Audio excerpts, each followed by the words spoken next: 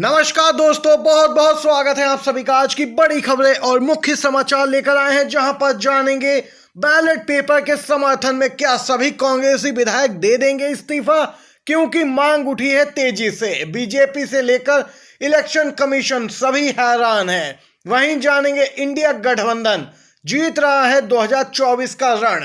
ताजा सर्वे से बीजेपी में बेचैनी बढ़ी है। जमीनी स्तर पर जनता बोल रही है राहुल को जरूर देंगे एक मौका। वहीं दोस्तों, खबर में आगे जानेंगे विस्तार से कि शिवराज के सब्र का बांध आखिर क्यों टूटा है। बगावती तेवर दिखाए हैं तो पीएम मोदी ने भी कस दिया है तंज। आगे जानेंगे दोस्तों, सीजीआई का एक कार्यक्रम में बड़ा बयान सामने निकल के आया है। मनमानी नहीं चलेगी, कमजोर का भी पक्ष अब सरकार को लेना चाहिए।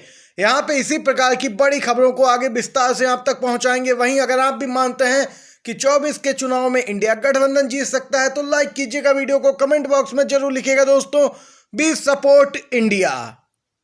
ईवीएम में गड़बड़ी का मामला, कांग्रेस विधायकों से इस्तीफा दिलाकर पेश करें नजीर। मांग होती जा रही है तेज, क्या दे देंगे कांग्रेस विधायक इस्तीफा। मध्य प्रदेश के विधानसभा चुनाव में भाजपा को मिली बड़ी जीत के बाद लगातार ईवीएम पर सवाल उठ रहे हैं और कई खबरें भी सामने निकल के आ रही हैं। इसी क्रम में कांग्रेस से बगावत कर विधानसभा का निर्दलीय उम्मीदवार के तौर पर चुनाव लड़ने वाले अजय सिंह यादव ने कांग्रेस से अपने विधायकों का इस्तीफा दिलाकर मतपत्र से चुनाव कराने की पहल की उम्मीद जताई है। दोस्तों, आप सभी को बताते चलें, अजय सिंह यादव पहले कांग्रेस की टिकट से चुनाव लड़े थे और इस बार कांग्रेस ने उन्हें टिकट नहीं दी। इस कारण उन्होंने बगावत की और निर्दलीय के तौर पर चुनाव लड़ा। उन्होंने यहां पे मीडिया के सामने बड़ा खुलासा करते हुए कहा कि वह विधानसभा चुनाव भले ही अकेले लड़े हों, लेकिन उन्हें वोट उतने भी नहीं मिले जितने लोग उनके साथ चलते थे। उन्हें जितने वोट मिले हैं उससे ज़्यादा तो लोग उनकी सभाओं में आते थे। उनकी सभा में इससे ज़्यादा लोग आते थे और उनके साथ भी इससे ज़्यादा लोग चलते हैं, और यहाँ पे जो वोट उन्हें मिले हैं वह बहुत ही कम है। उन्होंने कहा कि सीधे तौर पर ईवीएम में गड़बड़ी की गई है, वरना इतने कम वोट आखिर किसी को कैसे मिल सकते हैं। उन्होंने कहा कि जब भी रैली करता था चुनाव प्रचार के दौरान भी समर्थन मिला, नतीजे आए अब वे संदेह पैदा कर रहे हैं। ऐसे में कांग्रेस को अपने सभी विधायकों से इस्तीफा दिला देना चाहिए और जब तक मतपत्र से चुनाव ना हो दोस्तों, चुनाव में भाग नहीं लेना चाहिए। ये बड़ी बात कही है। इसी के साथ दोस्तों, एक और खबर में जान लेते हैं, इंडिया गठबंधन जीत जाएगा 2024 का आम चुनाव। क्यों कह रहे हैं ऐसी बात दोस्तों? क्योंकि ताजा सर्वे के आंकड़े सामने निकल के आए हैं। बिहार में नीतीश तेजस्वी की जोड़ी ऐसी सुपरहिट है कि चुनाव आते आते बीजेपी को बड़ा झटका लगेगा, क्योंकि 2019 में बिहार में 40 में से 39 सीटें जीतने वाली बीजेपी 2024 में एक बड़ा झटका खा सकती है, क्योंकि इस बार उसे सीएम नीतीश कुमार और उनकी पार्टी जेडीयू का साथ नहीं है। यहाँ पे सीएम नीतीश और तेजस्वी की जोड़ी कमाल कर सकती है। 2024 में 22 से कम सीटों पर सिमटती दिख रही है बीजेपी। फिलहाल ये अभी के आंकड़े हैं दोस्तों। यहाँ पे महागठबंधन के आगे बीजेपी की एक नहीं चल रही है बिहार में, और इसी प्रकार के तमाम नतीजे दोस्तों अंदाजन लगाए जा रहे हैं कि पूरे देश में सामने निकल के आ सकते हैं। बिहार में ऐसा कमाल हो सकता है कि बीजेपी अभी जो 22 के आंकड़े पर सिमटती दिख रही है, 2024 के आम चुनाव आते आते सिमट के 5 से 6 सीटों पर ही रह जाएगी, जिससे बीजेपी को बड़ा झटका लग सकता है। दूसरी तरफ दोस्तों, राहुल गांधी ने भी अपनी तैयारी पूरी कर ली है। कहें तो एक तरीके से अब जनता भी एक बार राहुल को मौका देने के मूड में दिख रही है। राहुल गांधी फिर से शुरू करने वाले हैं भारत जोड़ो यात्रा की तर्ज पर ही यूपी जोड़ो यात्रा। दोस्तों, यूपी जोड़ो यात्रा की तैयारी पूरी हो गई है। यूपी में यह यात्रा निकाली जाएगी जिसमें राहुल गांधी भी भाग लेने वाले हैं और राहुल गांधी इस यूपी जोड़ो यात्रा में सम्मिलित होंगे। दोस्तों, यहाँ पे यह यात्रा की जाएगी, राहुल गांधी भी साथ रहेंगे। वहीं भारत जोड़ो यात्रा 2 जनवरी में संभावित है। उत्तर पूर्वी राज्य से शुरुआत और पश्चिमी राज्यों में जाकर खत्म होगी। 2 महीने चलेगा पूरा कार्यक्रम, और इस पूरी यात्रा में इस बार पैदल ही नहीं बल्कि पैदल और बस की सवारी होगी। राहुल गांधी एक बार फिर मोहब्बत की दुकान सजाने निकलेंगे, जहां जहां बीजेपी नफरत फैला रही है। कांग्रेस पार्टी का कहना है इससे राहुल गांधी की लोकप्रियता में और भी इजाफा होगा।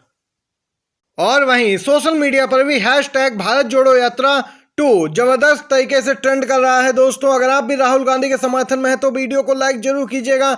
वहीं इसी के साथ एक और बड़ी खबर जानते हैं। बिग ब्रेकिंग न्यूज एमपी से निकल के आ रही है। मुख्यमंत्री की कुर्सी जाते ही शिवराज सिंह चौहान भड़क उठे हैं, बगावत कर दी है। एक तरफ राजस्थान में वसुंधरा राजे जो अभी भी बागी तेवर अपनाए हैं, अपने समर्थित विधायकों के साथ बैठक कर रही हैं, तो अब शिवराज सिंह चौहान भड़क उठे हैं। शिवराज सिंह चौहान बोले टाइगर अभी जिंदा है। वहीं दोस्तों, शिवराज सिंह चौहान ने जब ये बयान दिया उसके बाद पीएम मोदी ने भी अपनी प्रतिक्रिया दी और तंज कसा है। किसी ने अपनी ब्रांडिंग कर दी तो बाकी लोगों पर ध्यान नहीं जाता है शिवराज पर पीएम मोदी का तंज।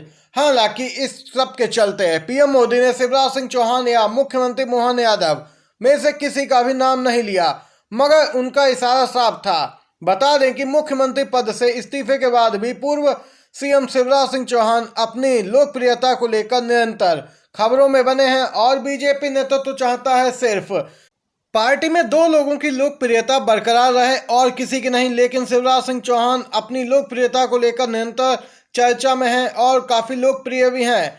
और वहीं दोस्तों, इसी के साथ एक और बड़ी खबर आ रही है निकल के। सीजेआई डीवाई चंद्रचूड़ का बड़ा बयान निकल के आ चुका है। दोस्तों, प्रधान न्यायाधीश डीवाई चंद्रचूड़ ने कहा कि लोकतंत्र में सभी नागरिकों को स्वतंत्र महसूस कराने के लिए सरकार को कमजोर आबादी का भी पक्ष लेना चाहिए, जो संख्यात्मक या सामाजिक अल्पसंख्यक हो सकती है। सीजेआई चंद्रचूड़ ने कहा कि लोकतंत्र में सभी की सहभागिता जरूरी है। लोकतंत्र में लोगों की आकांक्षाओं को पूरा करने के लिए यहाँ पे सरकार को कदम उठाने चाहिए। दोस्तों, देश में लगातार नफरत फैलाई जा रही है एक पार्टी विशेष के द्वारा। वहीं दोस्तों, देश में लगातार यहाँ पे कांग्रेस पार्टी भी हमलावर है इस पूरे मामले पर। अब सीजेआई का बयान भी सामने निकल के आया है। सीजेआई ने आगे कहा कि लोकतंत्र की सुंदरता नैतिक भावना में है। लोकतंत्र में बहुमत का अपना रास्ता होगा, लेकिन अल्पसंख्यकों को भी अपनी बात कहने का हक मिलना चाहिए। सीजेआई ने कहा कि लोकतंत्र इस मान्यता पर आधारित है कि अधिकार का कोई भी दुरुपयोग नहीं कर सकता है, चाहे सरकार हो चाहे जनता से कोई। जो व्यक्ति सही उपयोग करेगा वही स्वतंत्र लोकतंत्र और समान अधिकार की रक्षा कर सकता है। सीजेआई ने बड़ी बात कही है। दोस्तों, एमपी के नए मुख्यमंत्री मोहन यादव की सभा हुई है फ्लॉप। पीएम मोदी भी पहुंचे थे सभा को संबोधित करने, लेकिन नहीं जुटा पाए भीड़। उज्जैन में मुख्यमंत्री मोहन यादव का कार्यक्रम लगा हुआ था, जिसमें प्रधानमंत्री भी शिरकत करने के लिए पहुंचे थे, लेकिन कोई सुनने आया ही नहीं।